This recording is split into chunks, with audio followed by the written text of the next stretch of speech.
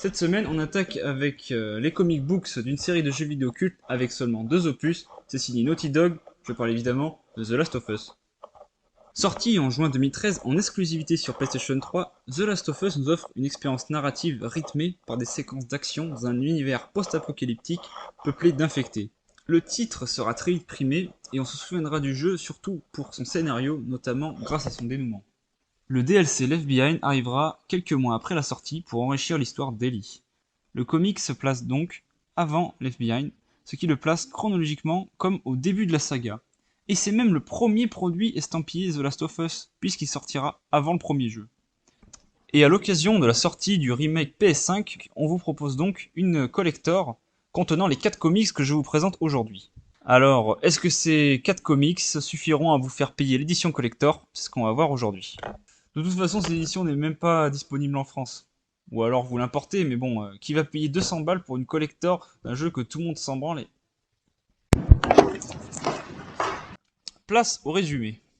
Dans le premier volet, on retrouve donc une Ellie âgée de 12 ans arrivant à un de ces internats dont elle fait référence dans le 1. J'ai vécu dans ce genre d'endroit, en zone de quarantaine de Boston. L'école préparatoire militaire. Ouais, c'est un orphelinat en gros. Je me demande ce qu'ont pu devenir tous ces enfants. Cet endroit est fermé depuis un bout de temps. Ce ne sont plus des enfants. Donc, soit ce sont des chasseurs qui essaient de nous tuer, soit ils sont morts. Ou ils sont partis. Mais t'y crois pas. La vie est dure, et dès son arrivée, notre héroïne se fait poutrer sans vergogne par 2 garçons plus grands qu'elle pour une histoire de Walkman. Heureusement qu'il n'avait pas demandé de clope. Hein, Léo? Mais une mystérieuse fille la sauve à coup de CQC Ultra Instinct. C'est Riley. Après la bagarre, Ellie doit laver une Jeep pleine de sang et de doigts, ce qui constitue son premier traumatisme. À la tombée de la nuit, Ellie demande à Riley de l'emmener dehors. Elle accepte. Et c'est déjà la fin du premier tome. C'était très intéressant et j'ai hâte de voir la suite. Allez, deuxième volet. Sur les toits, Ellie et Riley pensent à leur futur. Une fois entrés dans le centre commercial, le même que celui dans Left Behind, ils rendent visite à Winston, le propriétaire de la tente.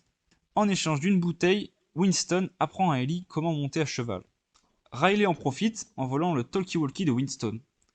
Soudain, une explosion retentit et les 2 filles s'y dirigent pour trouver Luciole.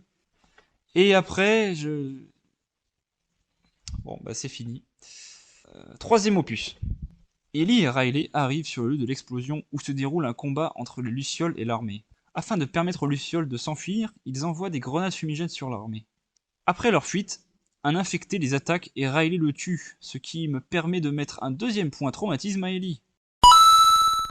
S'ensuit une attaque de plusieurs infectés, mais ils se font sauver par les Lucioles, qui les bolossent et les kidnappent et...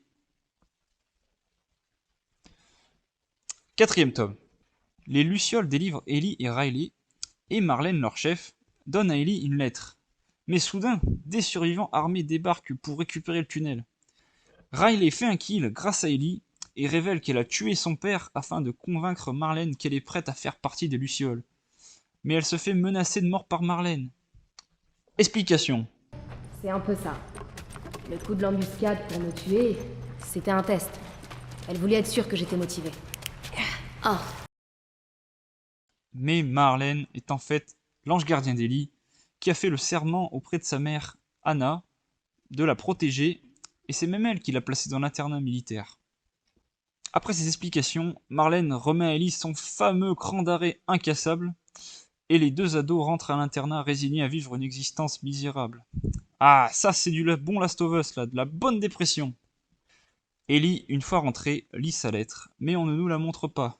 On ne peut la lire que dans le jeu, donc voici. Alors nous voilà dans le jeu, et alors du coup pour lire cette fameuse lettre, c'est simple, vous devez être en train de jouer Ellie, et alors vous ouvrez le sac, vous allez dans Artefact, et vous lisez Note Maman, donc la voici. Ellie, je vais te confier un secret, je ne suis pas fan des enfants et je déteste les bébés, et pourtant je te regarde et je suis en extase. Je n'aime même pas un jour, et te tenir dans mes bras est la chose la plus extraordinaire que j'ai jamais faite de toute ma vie. Une vie qui va s'achever un peu plus vite que prévu. Marlène s'occupera de toi, il n'y a personne au monde en qui j'ai le plus confiance. Le moment venu, elle te dira tout ce que tu dois savoir sur moi. Ne sois pas trop dur avec elle. Essaie d'être moins pénible que moi. Je ne vais pas te mentir, le monde n'est pas très beau. Ce ne sera pas facile. N'oublie jamais que la vie vaut la peine d'être vécue. Trouve-toi un but et bats-toi pour lui. Je vois une grande force en toi.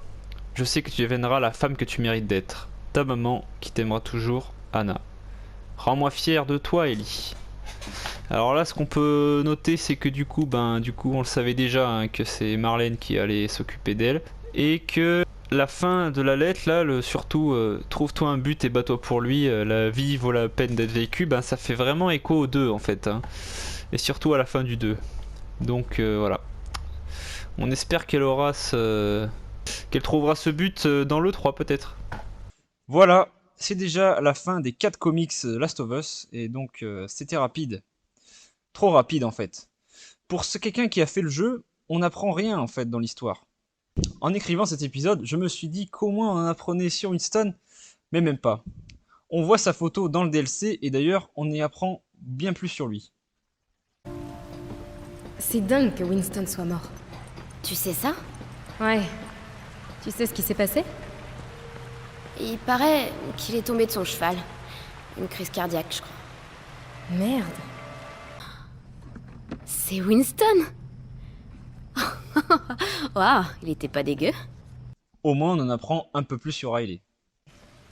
Le problème, c'est que le comics utilise les mêmes environnements que dans le jeu, ce qui nous donne vraiment l'impression de revoir les mêmes choses. Surtout que le co-scénariste n'est autre que Neil Druckmann, le scénariste du jeu original. Au moins, on ne peut pas lui reprocher d'avoir fait trop de fanservice. En revanche, grâce à Faith Erin Hicks, la dessinatrice, on profitera de beaux dessins.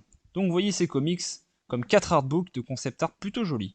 Et bon, quand même, pour 25 pages, bon, on se met bien, mais bon, vous imaginez, je vais pas acheter cette merde. Vous comprendrez que je ne recommande pas cette série de comics, mais si d'ici là, le collector de The Last of Us Part 1 sort chez nous, avouez que pour 20 balles de plus, 4 comics, c'est plutôt intéressant. Voilà, c'est la fin de la vidéo. N'hésite pas à dire ce que tu en as pensé dans les commentaires. En tout cas, la prochaine vidéo sera sur Life is Strange. Allez, ciao!